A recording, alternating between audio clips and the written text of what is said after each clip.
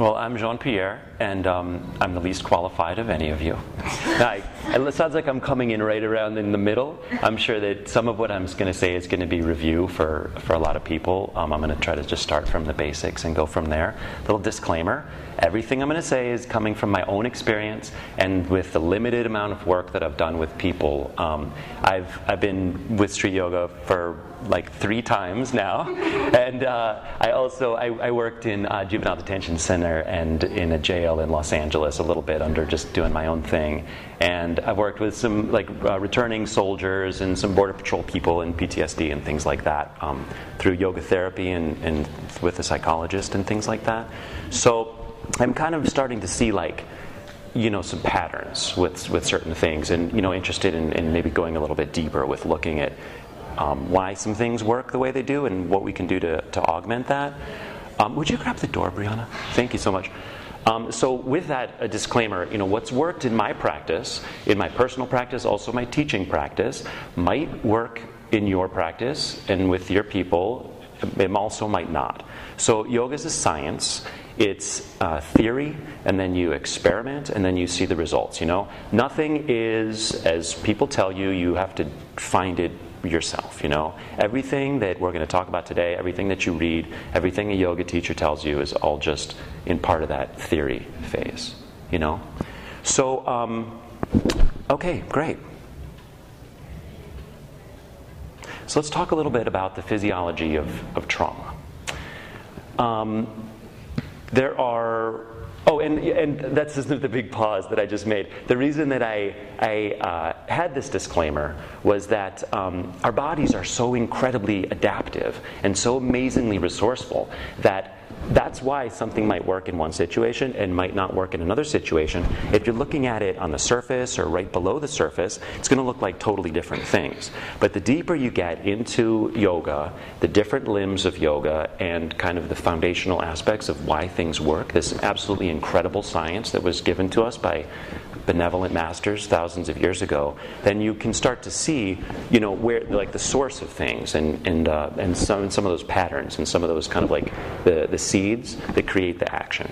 So the reason I say that things might work, might not work, is because we're going to be talking about specific practices, different things to do, etc. But hopefully we're going to get an understanding of why those practices affect us in the way that they do, so that we can then maybe change things based on the circumstance.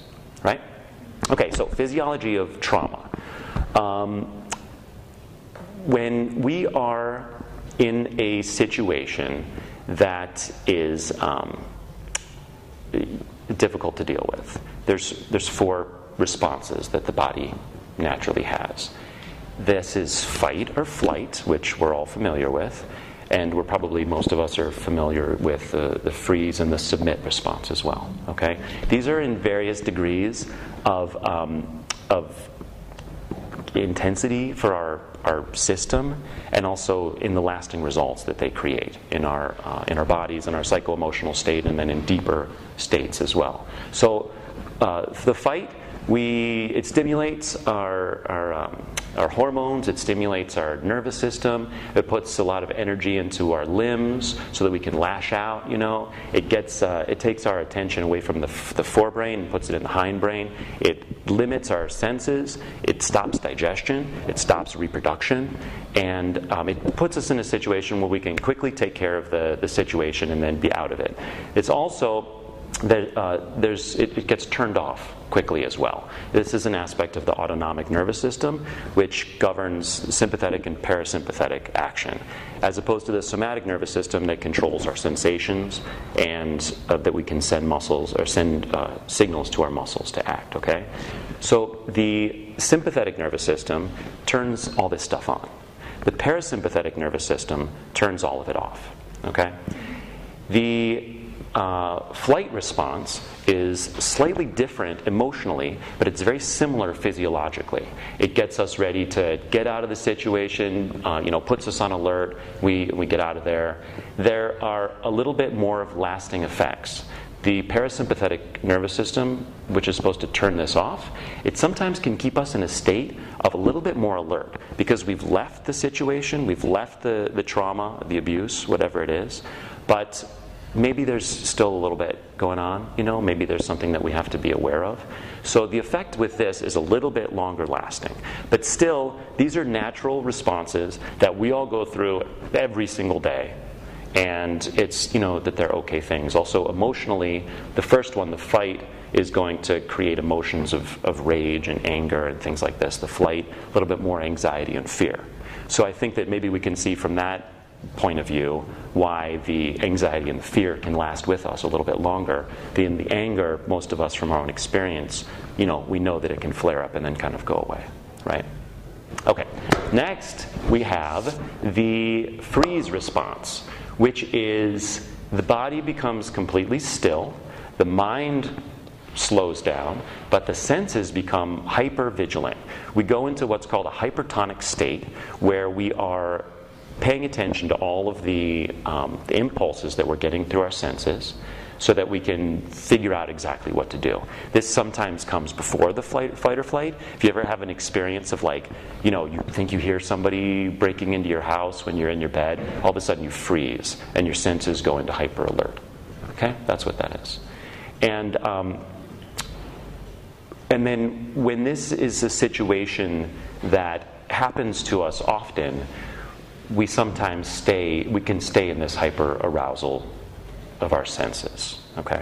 The last one, the submit response, is kind of a different animal. This is a disassociative response. If we are in a situation that we cannot fight, we cannot fly away from, and our senses are telling us things that our body cannot follow, we will, in the animal world, we call it playing dead. So we go out of a mental awareness of the situation. Oftentimes our sense of time, of the message that are coming in from our senses, and our sense of reality are distorted. This has two benefits for us in the situation. One is that we can disassociate from this pain, and try to cut off some of the long-term effects that are coming into our systems. The other is that we can kind of stop feeling the negative things that we're feeling at the time. Okay? So this disassociation, this compartmentalization has lasting negative benefits. And because our bodies are so adaptive, because our systems are so amazingly fine-tuned to be able to help us out in situations that are difficult, we are constantly going through these 4 responses and modifying it to fit the situation. This is good. This is what we want. This is how we can deal with problems as they arise in our life. The problem is when somebody is dealing with a situation where they are constantly getting input,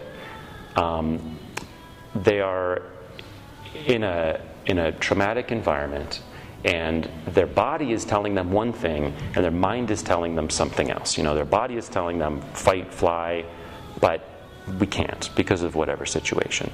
So what happens is that because we're so incredibly adaptable, we can regulate all of these systems, our responses become a little bit skewed. We hear about adrenaline junkies that jump out of planes, that jump off cliffs and things. Then they need to be in more and more danger to get the same kind of rush, right? I think maybe we all have some experience with this. This is because the body's okay, this is a normal thing for us. We are going to not respond to these chemicals, these hydrocortisols and adrenaline, etc., that are coming into our system, because we have a new neutral now. Right? So this is what happens with victims of trauma and survivors. We have a new regulation of our physiology, our hormonal and our autonomic nervous system state. Okay? So that's just kind of the basic rundown. We're going to refer back to that. Now, we all know that this trauma lives in the body. When somebody is creating triggers based on past abuse, based on past situations or whatever, they are constantly accessible, Somebody is in a hyper-vigilant state, or in a dissociative state, or what's more common is swinging back and forth, which again, we're all doing this to some degree, pretty much all the time. when somebody's hypervigilant, we're finding things to trigger us that might be not necessarily commensurate with what's going on, you know? For example, if somebody tells you, you look tired today, you're going to be like, okay, thanks, whatever. The 5th or the 10th or the 15th time this happens, we're going to start to have different responses to this because we're going to become more and more sensitive to this information coming in, right? So it kind of gives a little bit of a different awareness to people being triggered and to people in abuse and recovery situations. Also just people on the street, you know. When I was in Trader Joe's today getting the romaine for the food back there was a woman who was looking at some vegetables, whatever, and I kind of like crept in and was like trying to kind of grab the romaine. People in Portland have a little bit of a bigger like personal space bubble, I've learned, but it's kind of a cultural thing and it's kind of made up. I triggered her by being in her personal space, unfortunately, and she had a powerful response to that. I, in the past, without understanding kind of, you know, some of the basics of what I'm talking about, might have been triggered myself as a result of this, you know. But because I have a little bit of a sense about, you know, what's going on, maybe where some trauma is rooted in her system, to be able to have this kind of, you know, response, this sort of not really accurate response, knowing that she has some stuff that's going on with her that didn't really have anything to do with me, I was able to kind of like, you know, stay in a neutral place and sort of like get the whispers of, you know, her past and not having so much control over who and how and when her personal space is violated, you know. So these things are like, I think of it like seeds. In Sanskrit it's called bijas, bija karma. It's little seeds that are in our systems that people water and it's fine, and they water a little more and it's fine, and then the 15th time somebody tells you you look tired, the thing sprouts. Okay? These seeds are active and they are ready to be germinated when the impulse comes in from the outside. For many of us, it's like a garden with seeds, you know. For many other people, it's like a field of landmines. And instead of 15 waterings, it's more like a little bit of wind comes through. And then there's this explosion of this landmine, you know. So where are these seeds exactly? Where do they exist in the system? Because they're there. However, our systems are constantly changing, constantly regenerating and renewing, you know. Our liver is new every 6 weeks. Our skeleton, this incredibly solid, you know, foundation of our structure, is completely brand new. There's not a single cell in there from 3 months before. Even our nervous system, which can't regenerate when there's something removed or damaged, still is constantly being updated with new elements, you know, the carbon, the hydrogen, the oxygen that make it what it is. They change on a second-to-second basis. So it makes me wonder, I know that trauma lives in the body, I know that I have these seeds, and I know that I have some landmines as well just waiting to be triggered, but if my cells are being regenerated, if I'm a different person, then where's this coming from? I kind of think about it like a building made of bricks. In 1 year, 99% of those bricks, the cells in my body, are completely replaced. You know, they're completely brand new. But yet, I'm making the same building. But I'm actually aging a little bit, so the building maybe gets a little sloppy as time goes by. So where's the blueprint? The answer is the blueprint is in the subtle body. This is kaya shukshma. This is what's called our aura, our energy field, etc. And when we're looking at things just based on the physical world, it goes back to those random events and random things that we're talking about that we don't really see the pattern. But when we think of it from a Vedic standpoint, of that the physical body is just the manifestation of what's going on in the subtle body. Something has to happen in the subtle body for there to be an effect in the physical body. Okay? When these bricks are replaced once a year, based on this blueprint. Sometimes the bricks are completely mangled and they go in there in a really weird way, and then they start to change all the other bricks. This is called cancer. Why does this happen? We have absolutely no idea. The tumor is also completely replacing itself cell by cell. So where's the regulation that tells it this is how you're supposed to be? You know? What it's telling it is this is what you need to do, regenerate like crazy and affect everything around you, you know? This blueprint, once again, is in the subtle body. So these seeds that I mentioned before, bijas, are called in this context vasana. They are the seeds of mental impressions that happened in our past.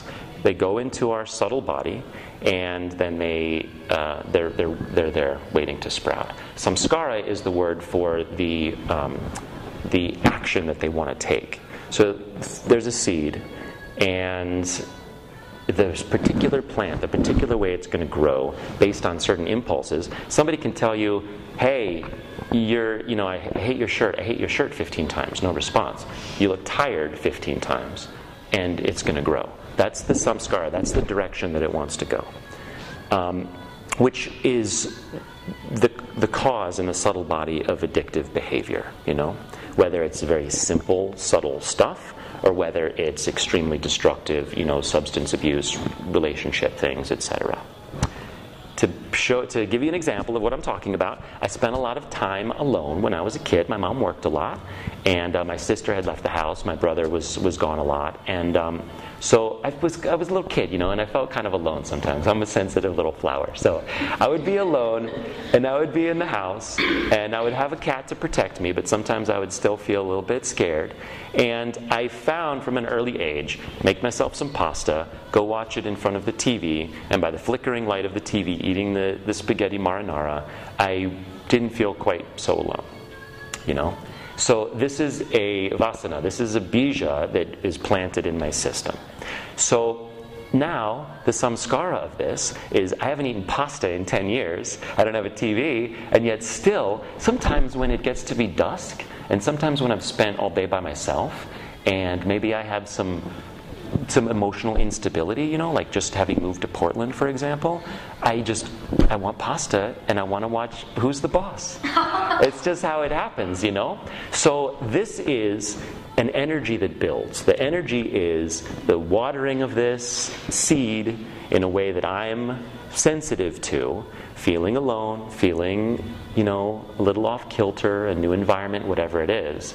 And then the samskara happens of, this is where the energy comes from. Now, I have watched some TV in a situation like this, I have to admit, but in other people, it can be quite a bit more destructive. For example, alcoholics in recovery have been tested, or have been questioned, and the vast majority of them had abuse in their childhood. There is a larger correlation to sexual abuse to alcoholism in the future, and for women the correlation is about 95%. So that's a little bit of a pattern, you know. That's like something happening in our bodies that we want to numb to, we want to, you know, whatever, we want to find this discharge. And so that's where that comes from. So does this make sense, kind of like from a subtle body standpoint about addictive behaviors? Does this make sense? Okay, so let's talk about the function of the senses now. And to do that, we're going to look at this wall behind me. So everybody take a look at the wall and think about what your senses are telling you about that wall. Just go ahead and yell it out when you think of something. It's texture. It has texture. Yes. It's rough. It's rough. It looks cold. Yeah. It's like Everybody's so sensitive. Yes, I'm thinking more like it's gray. And that it's solid. And that it's hard. And that it's over there. Right? It's things like that. Does anybody think of anything else along those lines about this wall? It's kind of warm. Okay, great. So yeah, so we're colors in it really look. yeah, multiple colors. Great, yeah, good. Excellent, well done. So So, what if I were to tell you that all these things that we're saying about this, including the things that I said, which are quite basic, none of them are true? What would you think about that? Maybe, maybe not. It's a little hard to... Okay, well, let's talk about this. Our senses are telling us that the wall is gray, or mottled, whatever, sea foam, however you want to call it. So what that means is that light is bouncing off of the wall, and it's coming into our eye, right? So if gray light is coming into our eye, this actually means that the wall is sending off its gray. It's keeping everything else, but it's sending off its gray. So, in fact, the wall is every color but gray, right? Additionally, the grayness of the wall is not... I mean, the light is a vibration. It's a wave that's happening with light. It's not anything gray or blue or polka dot. This is a signal that comes into our mind, and we interpret it as gray. But it's just a wave. That's all it is, right?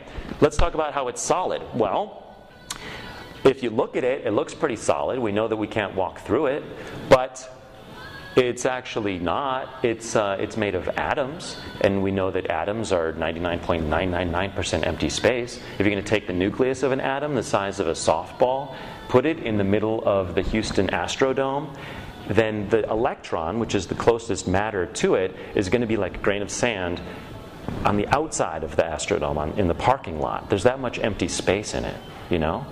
So we look at that, we see it's empty, we see that it's solid, but actually that's not true, you know? What else was it? Oh, it's over there. Well, like we talked about with the light coming into our eye, the light is right on our eyeball. You know, it's actually in the pupil where the optic nerve is. So I'm looking at this wall and I'm thinking, okay, it's over there, but that's not true either. My experience of the wall is happening like inside of my eye, you know? And then we touch it and it feels solid, you know? It's further evidence of what our eyes are telling us. However, are you a little bit cold? Should we turn the heat on? I just really like to be warm. It's a yoga studio. We can... Okay. Turn it up. Sure. So, whatever you think. So, we touch it and it feels solid, but it's not. There's a repulsion that's happening. Weak nuclear force that keeps things from squishing together. If you squish the electron into the neutron, you might break something, and we know what happens then when you break an atom. It's not good. So it has this natural protection to keep us from it. So we're touching something, and it's actually not it that we're touching. An energy field that's surrounding the atoms in our body is touching an energy field that's surrounding the atoms in this floor, or the wall, or whatever it is. So this is not solid, this is not solid, and this is not touching, right? And yet still, my hand's not going through it. Why? It should. This is empty space, this is empty space. They should just merge into oneness and beauty and seafoamness. But why don't they?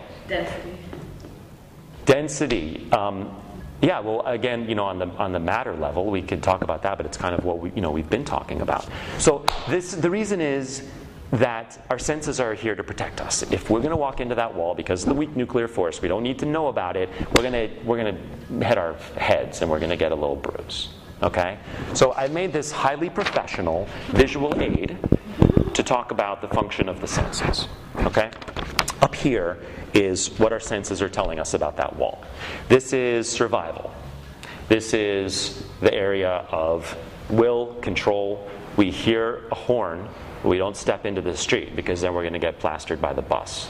This is what our senses are doing all the time, protecting us, keeping us safe. Okay? But there's a deeper level of the senses, which you guys all touched on so beautifully with all of your wonderful artistic descriptions. And this is down here. This is our ability to enjoy things. You know, we smell something. Smell was developed to find out if things were poison or not. Same thing with taste. The bitter taste, it tells us, oh, maybe you should be careful because, you know, this is kind of how things are set up in the world. The yellow and black stripes of a bee, they say danger, this is poison. That's how things are set up. Okay? But yet, we can relax a little bit maybe if we're not super agitated, super in a, you know, highly triggered state, then we don't have to think about survival so much, and we can get a little enjoyment out of things. We can taste the difference between different kinds of apples and fruits and whatever it is. And instead of just sustaining us, is this going to kill me, or is this not going to? Is this going to let me keep living for a little bit longer? Okay. On the bottom is the other level, which is the subtle aspects of our senses. This can also be applied to the three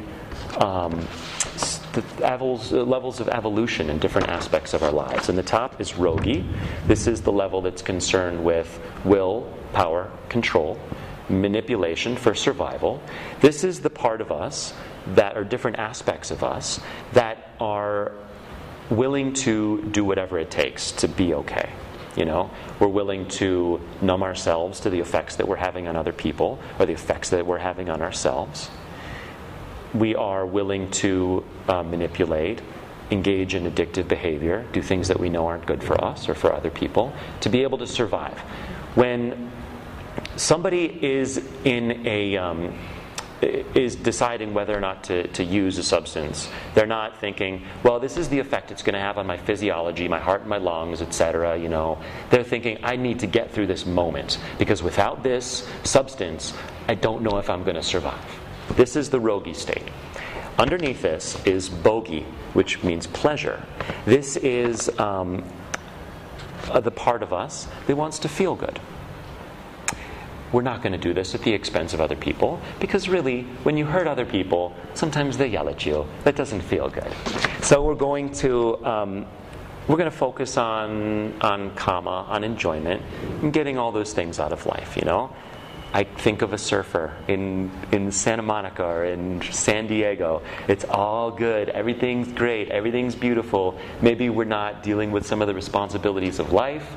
Maybe we're not, going too deep into things because we just getting this vibe and we want to stick with it, you know. Underneath this is the area of the yogi. This is the part of us that doesn't accept shallow answers, that craves to know the depth of things. And this all can be applied as well to the purusharthas, our aims in life. All determined by our dharma, our purpose in life, our life's purpose. Value system in action is another way to say this. This top one is artha, accumulation of wealth, safety, having a house, taking care of these things. When we are following our dharma, we have to take care of ourselves. We have to get some furniture from IKEA to get organized so that we don't spend a long time, looking for everything or leaving our notes around at home. This is a personal example if you didn't realize. The next one is kama. This is pleasure. This is something that we need to do to fulfill our dharma. If we don't feel good, if we're sick, if we're weak, if we're starving, then it's really difficult to fulfill our purpose in life. But when it becomes to the point where we are pursuing pleasure at the expense of our dharma, it becomes a problem. The last one is moksha, desire for freedom. This is the goal of yoga, and it can be also a part of our dharma, bringing other people into the joys that we've found and what's benefited us, like we're all doing here in this room, But it can also be a problem if moksha comes at the expense of our dharma. For example, letting go of responsibilities to our family, letting go of responsibilities to our body. You probably don't need me to keep holding this out, do you? I think you probably got it right now. There's some birds. It's like an iceberg. This is, this everything. I thought of this today. It's like so many examples. This is what we can see. This is underneath the water, but we can still kind of get to it with our senses. We can swim down there, we can take submarines, whatever. This is the area that is below the ability for us to perceive with our senses and with modern technology. Okay? Senses are the same. This is our... I said that already. Okay. We'll come back to that. Don't you worry.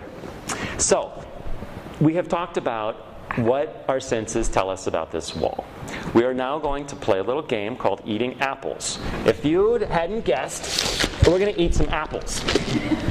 So what we're going to do, please take one or half of one, whatever you want, and pass it down. And what we're going to do is we're going to tune in to the whispers of our senses. While you're passing that around, it can also go in the opposite direction. We can get impulses from our body, and we can look at it in a superficial way, in a deep way. They say the body sends feathers, and if we don't listen, then it sends bricks. These feathers, these whispers that are happening all the time, they're available to us, but maybe not exactly on the surface. They don't have to do with survival at this moment. Don't smell it yet. You're cheating. It's like, I know, it's an apple, I know. I'm just kidding.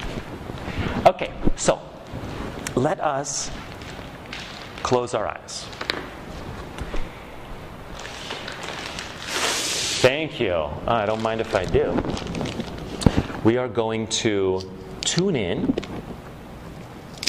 with just our sense of smell. Bring the apple up to your nose and listen to what your senses are telling you about it. We smell sweetness. We know how it's going to affect our physiology because of this sweetness. We don't smell bitterness, and we smell a familiar, probably apple smell, I imagine. We're all comfortable with that. Now, quiet your mind and smell deeper. And see what kind of memories this brings up. What kind of seeds in your energy field, in your subtle body, this starts to germinate and sprout.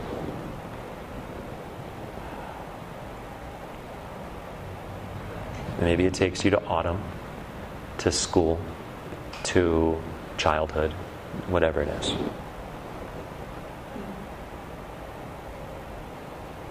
There's probably some associations with pleasure or pain as a result of those. This is the middle level of the iceberg.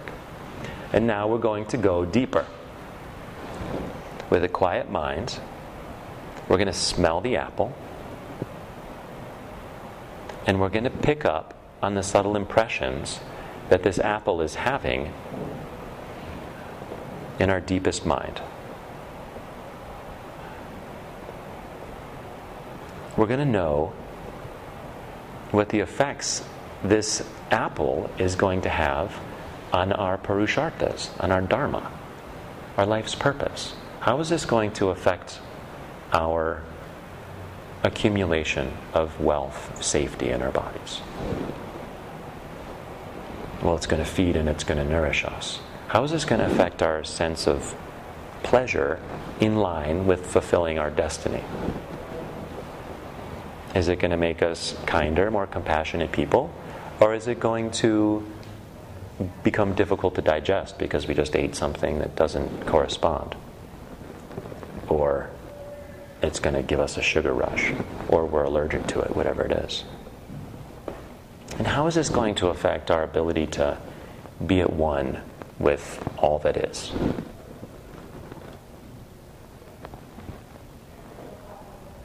Is this going to create an attachment in us that makes us crave the impressions of our senses?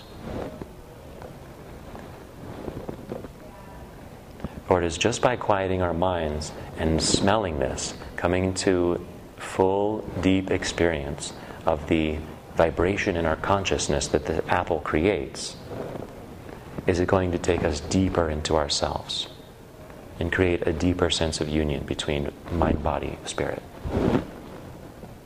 Now let's do the same thing, and I'm not going to talk, and we're going to taste the apple and see what you discover.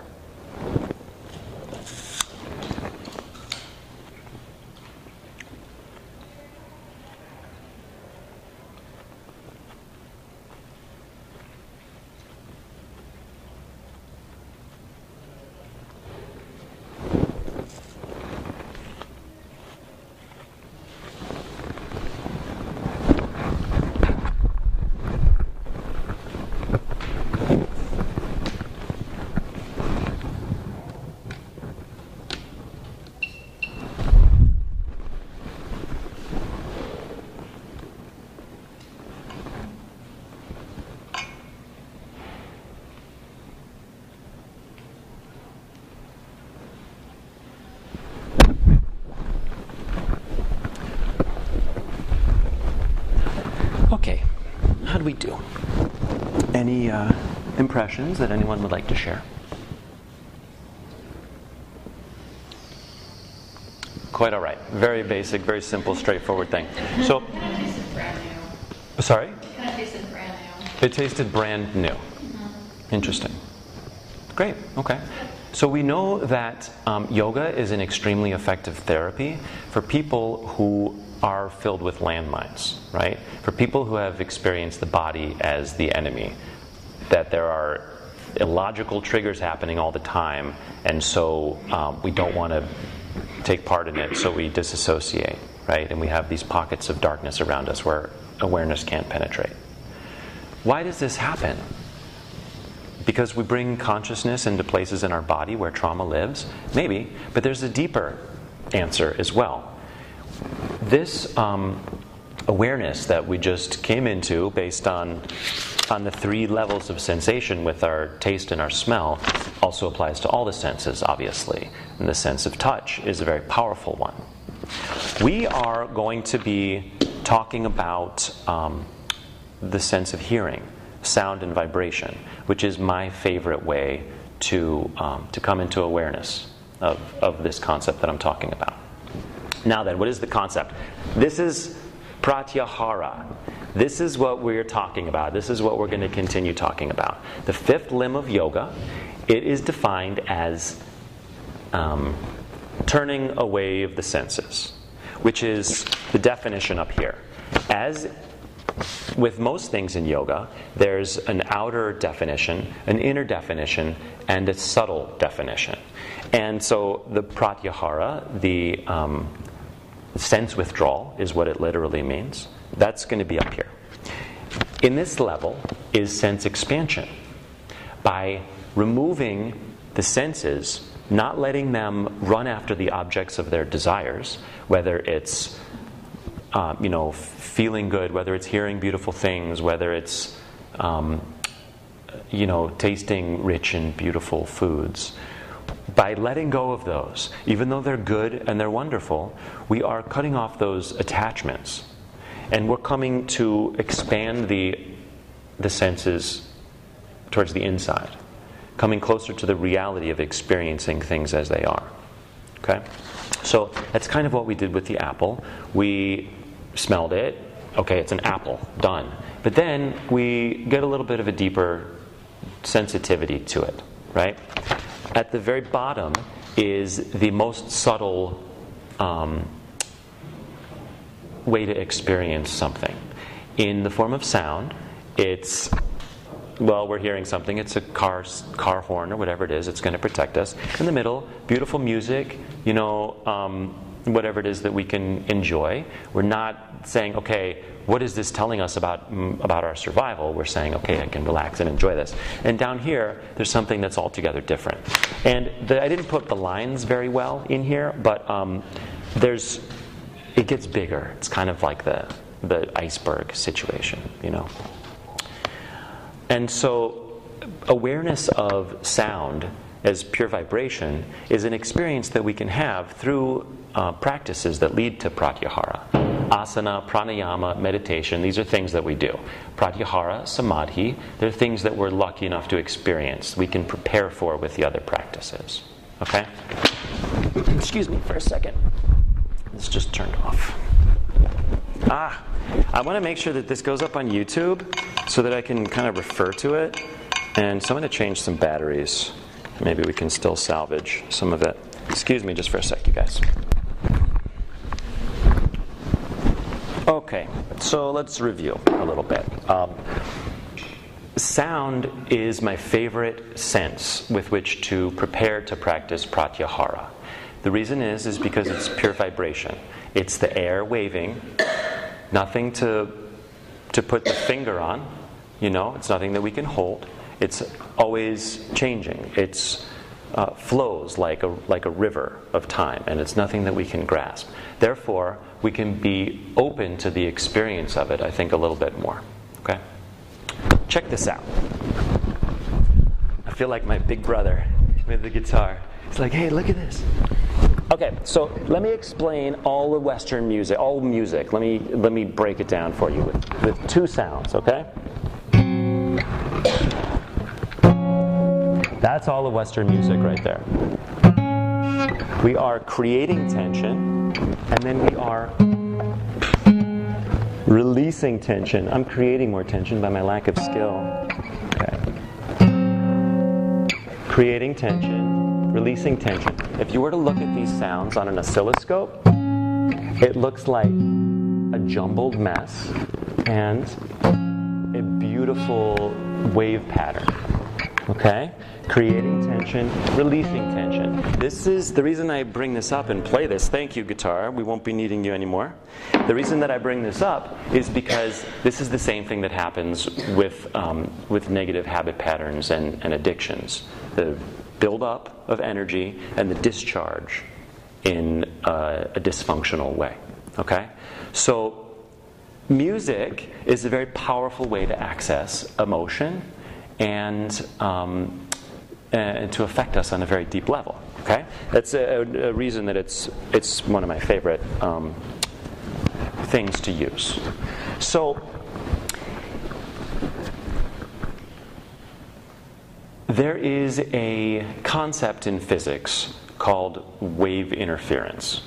These were the concentric circles that decided not to show up. When you drop a stone in a lake, it makes ripples. The ripples go out in the form of concentric circles, a little circle inside of a bigger, bigger, bigger, bigger. If you drop another rock in another part of the lake, these ripples are eventually going to find each other. Depending on the frequency of these ripples, they are going to either cancel each other out or they're going to add together and become twice as big. This is wave interference, and it's actually quite cool.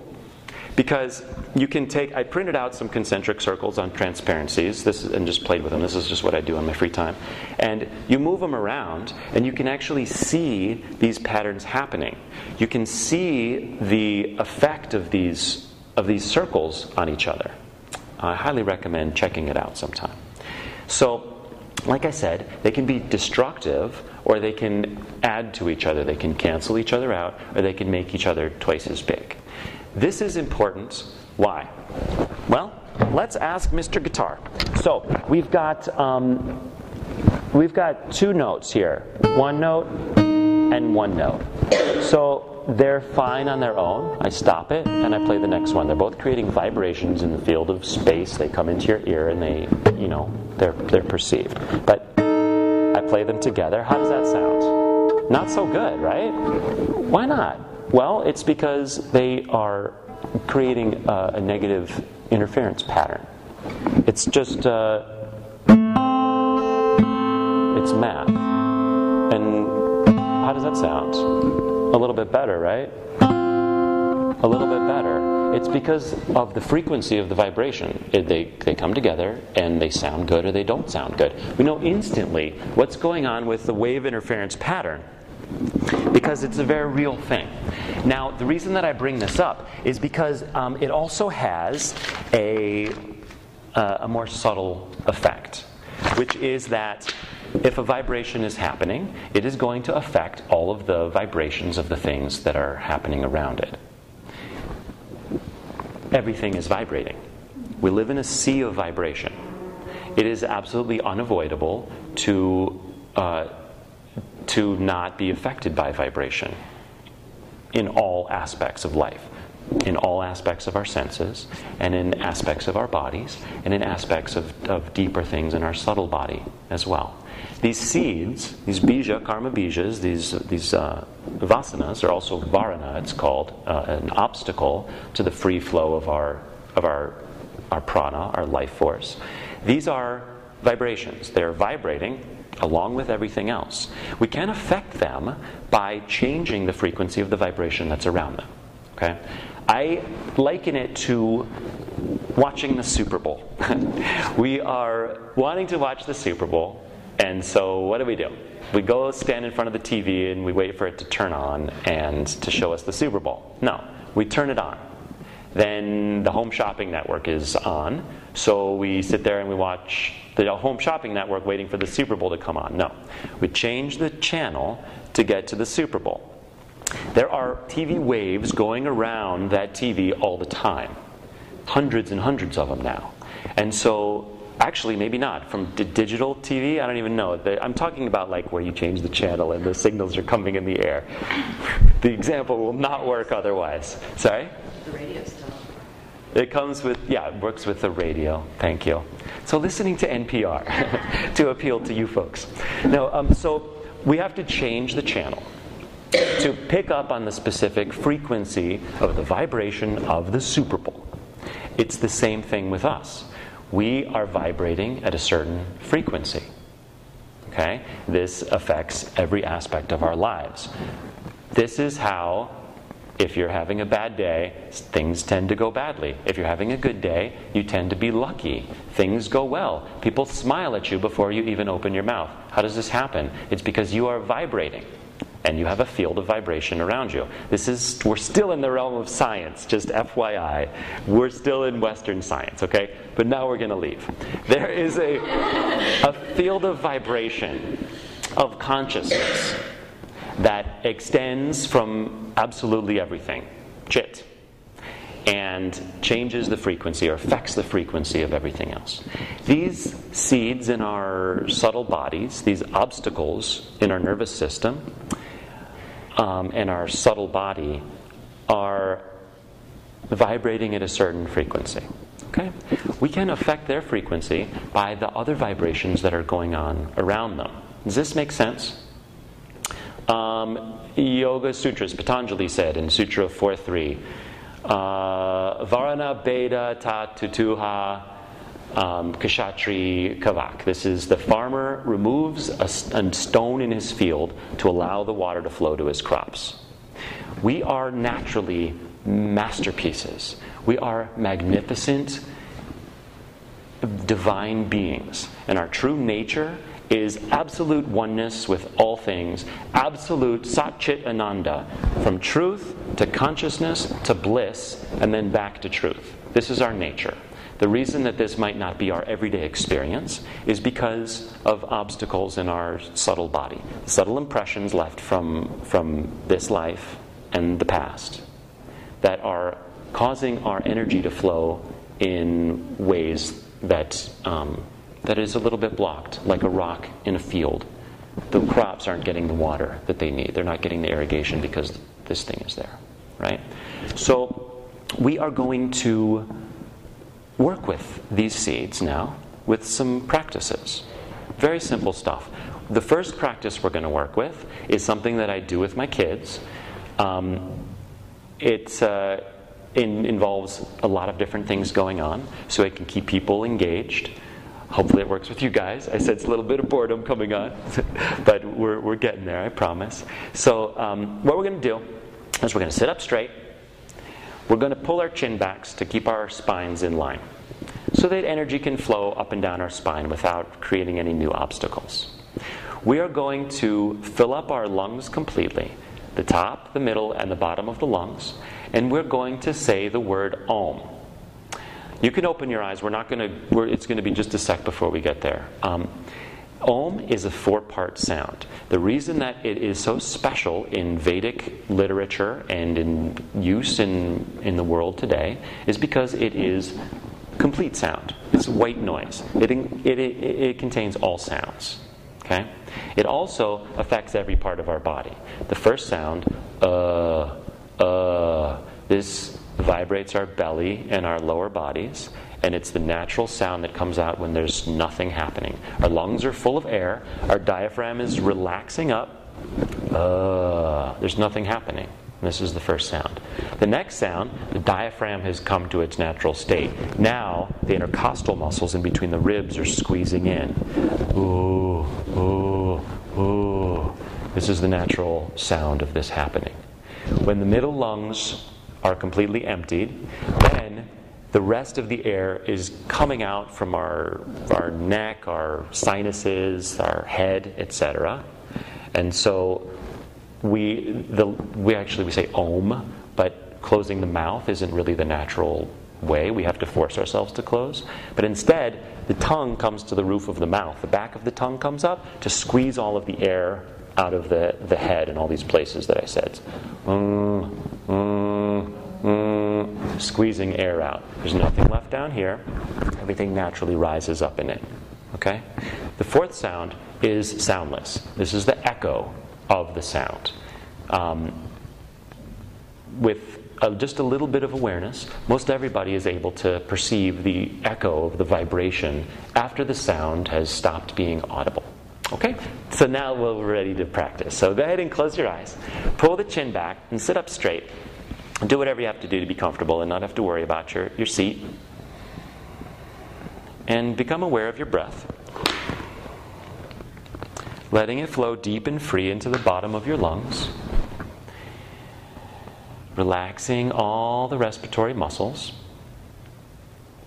Removing any obstacles from breathing deep. Breathing just like you did when you were a baby. The belly expands in all directions. The middle ribs expand in all directions. The upper lungs, collarbones, shoulder blades separate. As the breath fills the lungs and it releases naturally, the diaphragm relaxes, coming to its neutral place underneath the lungs.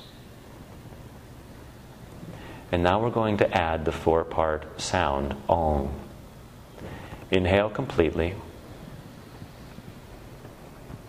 And begin to vocalize the exhale on the way out, squeezing in the belly. When the belly is emptied of air, squeezing in with the ribs, the intercostal muscles.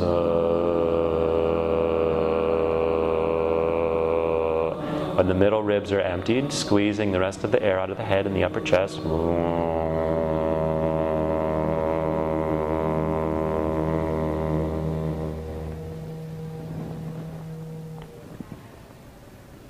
And experiencing the echo of the vibration in the body and the field around the body. Let's do it again. Deep breath in.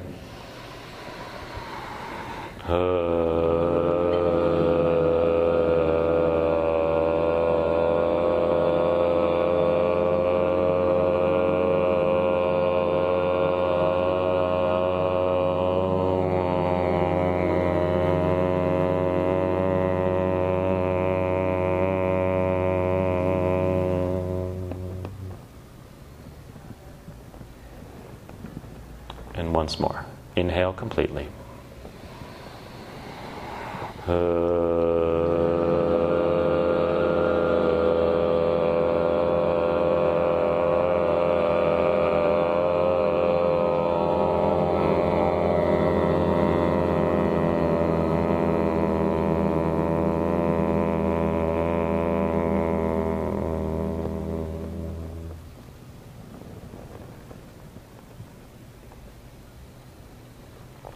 And experience how you feel. The breath comes back to natural.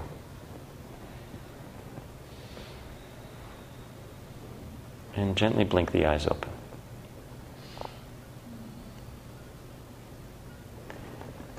If anyone was slightly distracted by listening to the harmony and the disharmony between our voices because they were thinking about wave interference patterns, I forgive you. Did anyone have an experience they'd like to share? It was just, I never thought about the way the air was moving before. So it's kind of neat to do the same thing we've always done, but think about it. Sure. Did anybody, sorry? Brought consciousness into that experience for sure. Sure. Did you feel the vibration in different places in your body? Yeah. Based on the... It was moving up. Yeah. That was moving up. Yeah, exactly. It also vibrates the back of the mouth, the middle of the mouth, and the front of the mouth in the direction. And it vibrates the roof of the mouth, which affects different glands. It's a very complete sound, which is why it's so useful. Kids oftentimes like to use this as an opportunity to compete, which is great. To be able to make the sound as long as possible. It's better for that to be happening than for them to be distracted and go elsewhere. So I sometimes, I don't try to stop that impulse in them, you know?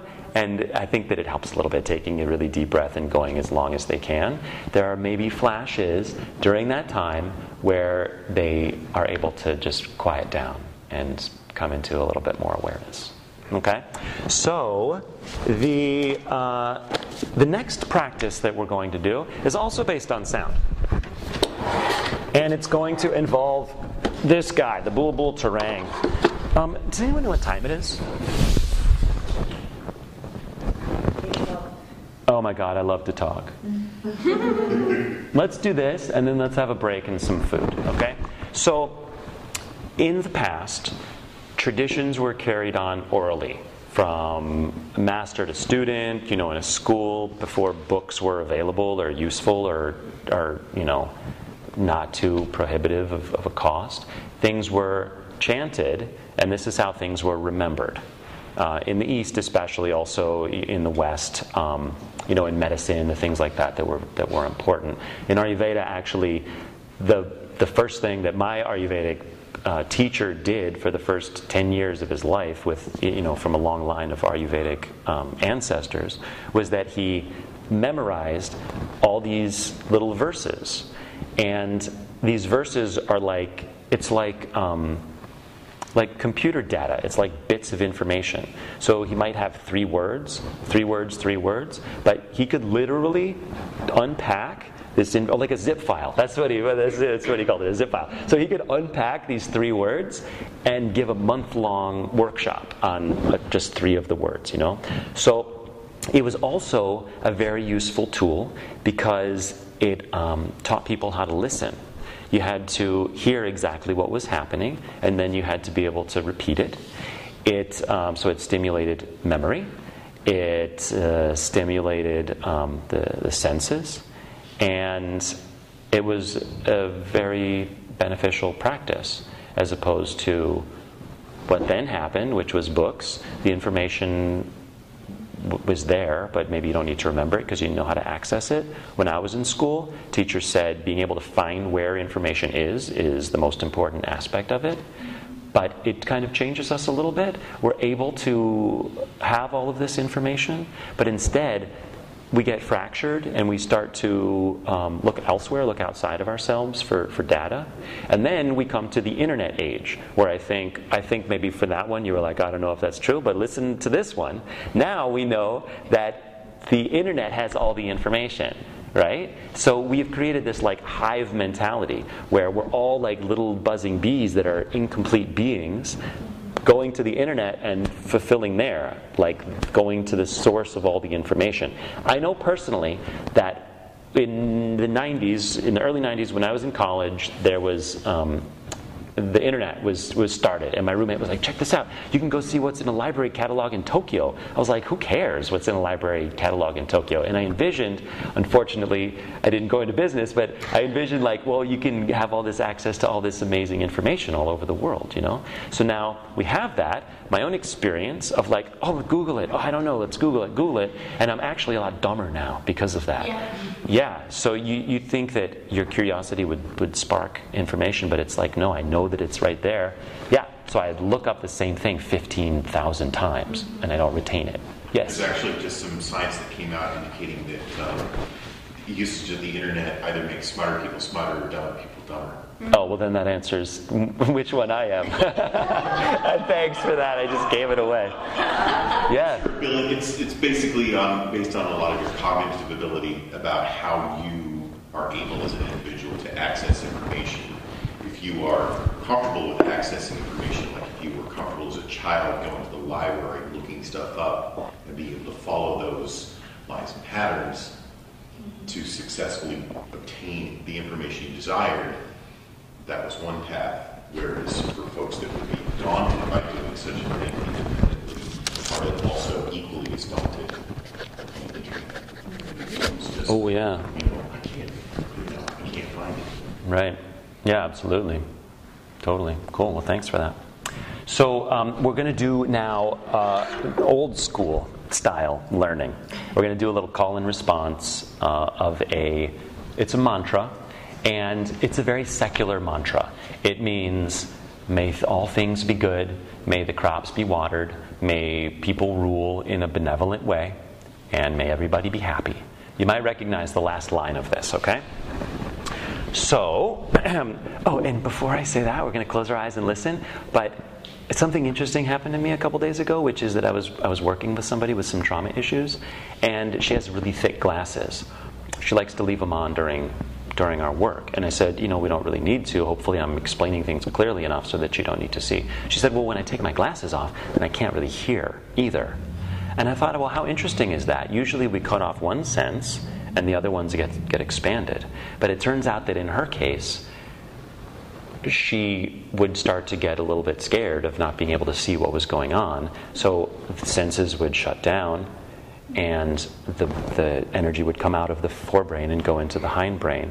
So her senses wouldn't be as available to her, So interesting thing. So anyway, we're going to close our eyes.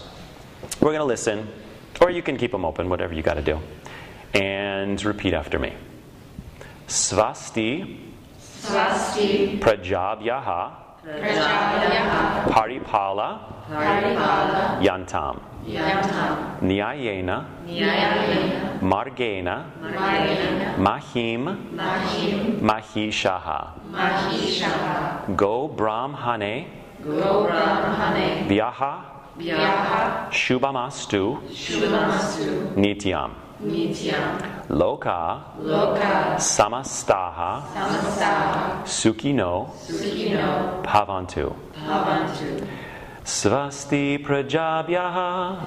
Svasti Prajabhyaha. Paripala. Paripala. Yantam. Yantam. Nyayena. Nyayena. Margena. Margena.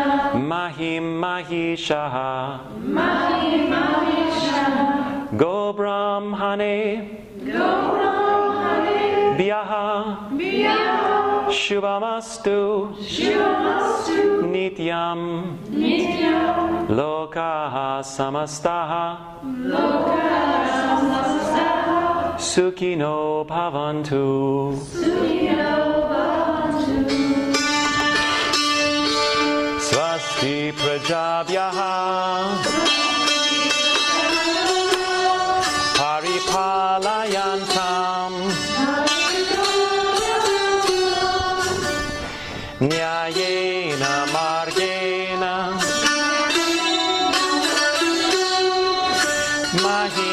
Mahim Mahishaha. Go Brahmane Vyaha. Shubhamastu. Nityam. Loka Samastaha. Sukhino Bhavantu. Svasti Prajabhyaha.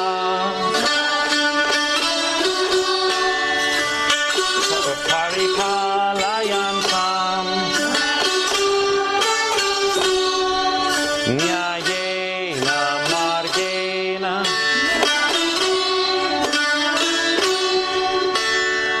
Mahim Mahishaha. Go Brahmane Vyaha. Shubhamastu Nityam.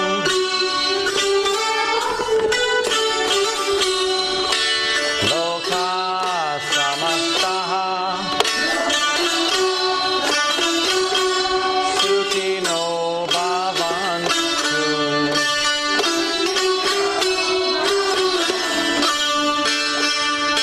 Om Shanti Shanti Shanti. Om Shanti Shanti Shanti. And experience how you feel.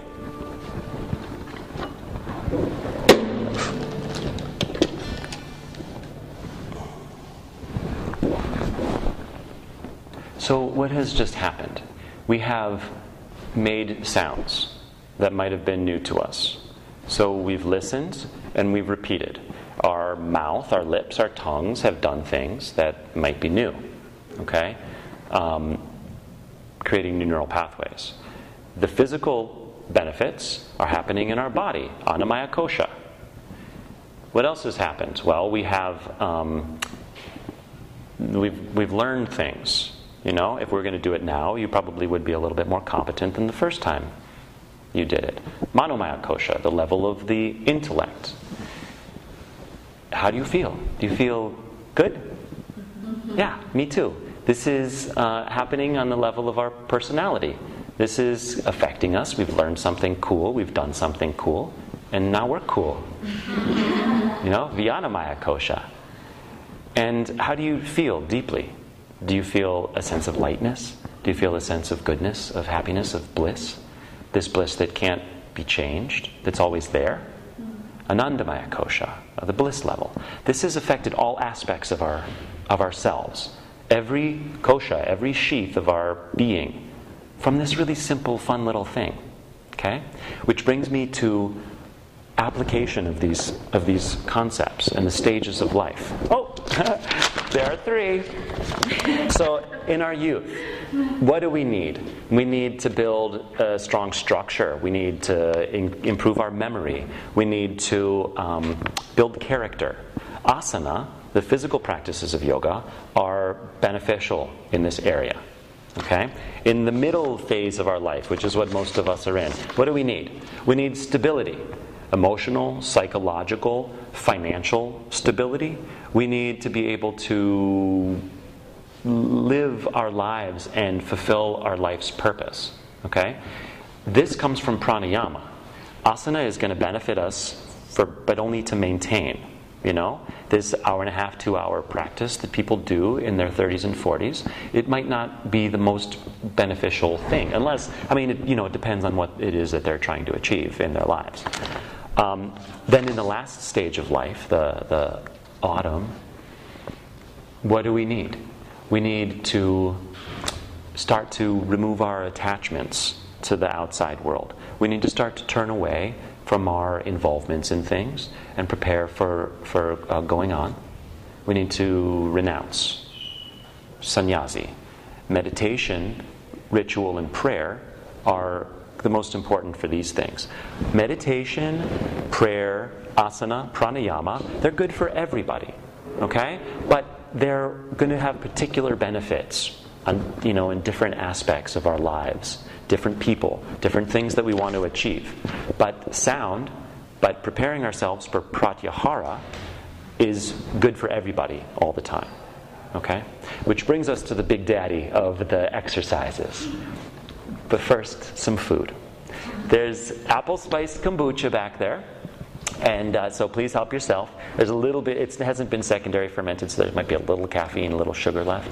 The food is hummus tacos with a little tomato marinara dressing kind of situation, and zucchini bacon. And then in the yellow thing is a little bit of sesame garlic aioli. So make sure you get all of them on there together. I'm going to be watching you. Not really. It's you the one that's eating it. I have a problem. So go ahead and enjoy that. And make yourself some things. There's no plates, but there's a paper towel, and rock it out. And maybe stretch, maybe breathe, maybe chat a little bit. And we'll go from there. Okay?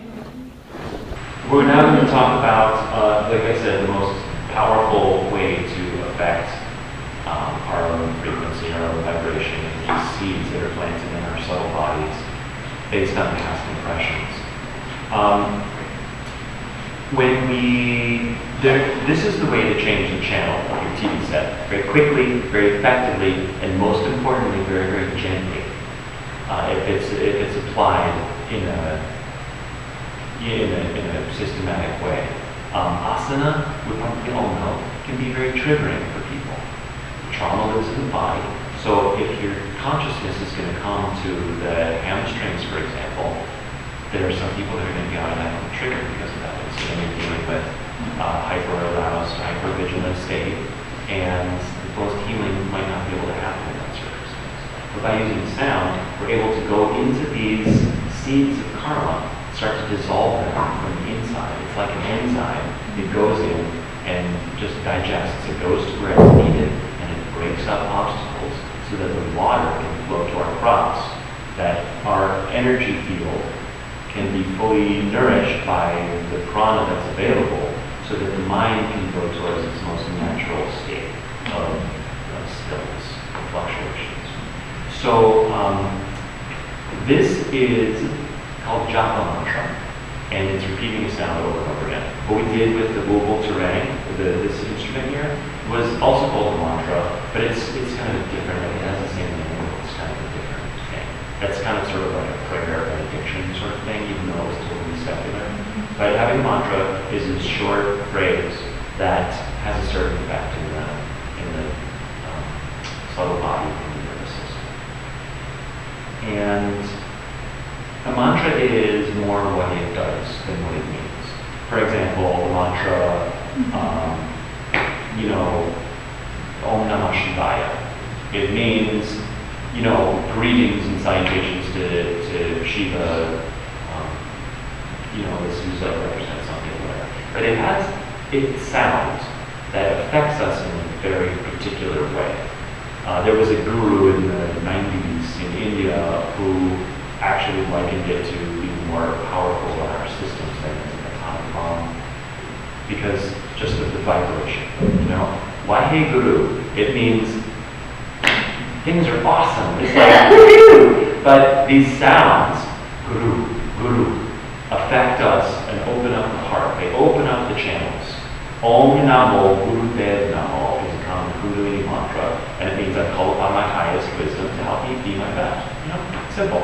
But Om, we've talked about, it stimulates the roof of the mouth, the pineal gland. It opens up the entire head cavity. Guru, Om Namo, Namo. It sends a channel of vibration down into our abdomen, Ma. Babies say Ma when they're hungry to pacify themselves, to vibrate this area, to calm themselves down. Mammary glands is where we get fed. It goes down to our abdomen. So these are the sounds of the way they are because they practice in a certain way. And just like, what was it? We knew something that was going on, like it was a subtle body thing I mentioned before. It was like something that we knew was happening. Like with the sound. We know that it's sound, it's like we know when it's disharmonious, and we know when it's good. Because we're aware of the wave pattern. This is something that's happening past the realm of our senses, even past the realm of the body, of the pleasure here. So, and then Namo, and then Guru, like I said, is in the chest. So we're asking for highest wisdom to help us be our best. But while we're asking for that, we're opening up the channels in our body, the abdominal cavity, the chest cavity, the head cavity, so that the highest wisdom can actually fill us, so we can get rid of things. And I think you answered my question, whether silent or chanted. We'll get there too. Yeah. So, yes. Are we going to chant? Yes. I feel that. Okay. I don't do well. Okay. But I appreciate everything that you've done. Feel free to say, screw you, I want to answer your question. But is there a reason that you don't do well with that? I'm not sure that I want to say Yeah, no, absolutely, no problem. But it sends me places up high where I get that. Great. Excellent. Absolutely take care of yourself, do what you have to do. On a completely different subject, I will say that because different sounds affect us in different ways, there are certain sounds which are going to be too purified and are going to be very uncomfortable. This should never be the case. We should start with simple sounds, which is what we're going to do, which are going to be gentle, subtly purifying, subtly dissolving seeds. For example, people like to chant the sound Om, not Om, like we did before with the sound Om. This works in between the crown chakra and the third eye and opens up this area. And if we're not ready for that, it can be very disconcerting, very disturbing. So we're going to be using mantras that are very gentle and very applicable to everybody, to us and to people who are in recovery. And so, there you go. That didn't work. Okay. So what we're going to be doing is we're going to be saying them out loud. We're going to whispering them, and then we're going to be saying them silently. There are 3 levels of sound. There is the sound that we can hear out loud. There's the sound that we can hear in our heads. Like when we read a book to ourselves, it's a sound that's happening in our heads, right? There's also a deeper level, which is the vibration of sound. This is much more interesting. And this is, all of these create certain frequencies. This one has the, well, let's say this one is more subtle, so its effects are larger. And this one is what creates this one. So when we attune ourselves to a certain frequency, when we're saying mantra silently in our heads, we're doing it, we're not saying it, we're just vibrating it. And we're creating this field of vibration and consciousness. This is going through our bodies, and it's going through our energy fields, and it's going through what creates our energy fields as well, the causal body. And it's affecting these things and bringing them into a specific frequency based on what we want to achieve. Happiness cannot exist in a low vibrational state. Happiness must exist in a high vibrational state. That's its nature. When we are having critical, judgmental, angry, anxious thoughts, these kind of things, these are coming out of a lower vibrational state. By changing our TV, our radio station channel, by applying certain mantras, we are raising the entire vibration of ourselves. And all of these things are no longer going to affect us. We can spend a lot of time, a lot of money in therapy, even in yoga therapy that might not understand these underlying concepts. And it's an outside-in approach. Instead, we can go from the inside to dissolve these seeds of karma, these habit patterns, these samskaras, and then they go away. And we never have to worry about it. It's a quite amazing thing. Okay. So what we're going to be doing is a practice that I do with the kids and people in recovery. Did you have a question? Yeah. Please. How do you identify which sounds or mantras are beneficial for an individual? Well, this is the level of the guru situation, giving the mantra, which I am certainly in no position to do. Yeah. I use the simplest, most basic 2 mantras for everybody, unless there's a reason why they've been using that for a while and everything's going smoothly and then they're ready to enhance that. And then, like I said, there's different sounds that affect different parts of our energy field. The most basic mantra that's applicable to everybody is the sound I am. I am. Not the English, like I exist, but A-Y-A-M. This purifies the nervous system, very gentle, very nice. We're going to be using another mantra, which I don't think I mentioned, but it's from the Kundalini tradition. It's Satnam, which means truth is my identity. We're going to be breaking this down to its basic sounds, kind of like we did with Ohm. Okay. So this is great for people that have trouble meditating, because there's also a physical thing that's going on as well. Sa, ta, na, ma are the basic sounds in Satnam. And they're also like Om is the complete sound. Satanama represents, not represents, but it is the vibration of all aspects of creation. Okay? We're also going to be squeezing the thumb to the various fingers as we do this. Squeezing hard enough to make them get a little bit white, not just brushing over them. So what this does, just this by itself, is a practice that brings the brain into balance and brings balance and homeostasis throughout the entire body. Balances the nervous system, the adrenals, the hormones. Okay? It also is a beneficial practice for brain diseases, cerebral palsy, Parkinson's. The one that I always forget. That's okay. There are actually specific exercises that people do, like, challenging different sort of balance of the brain. This one takes care of all of that. And in addition, we're going to be vibrating these sounds, which are going to purify the entire nervous system, the subtle body, remove the seeds of obstacles of energy flowing. This is powerful stuff, but it's also quite gentle. However, I'll warn you, we're going to be doing it for just 1 minute. There's 5 stages. We're going to go out loud, whisper, silent, whisper, out loud. We're going to do like a mini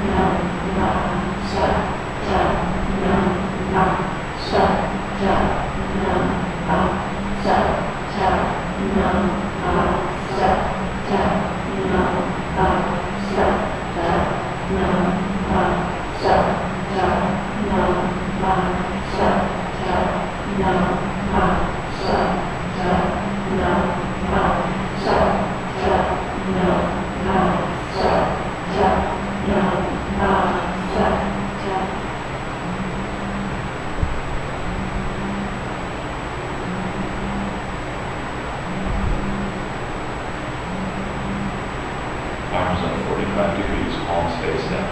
Inhale. Exhale. Inhale. Exhale. Inhale. Exhale. Inhale, hold the top.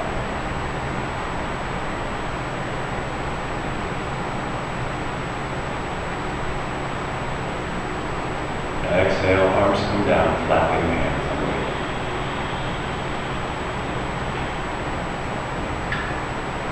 Hands rest, experience how you feel.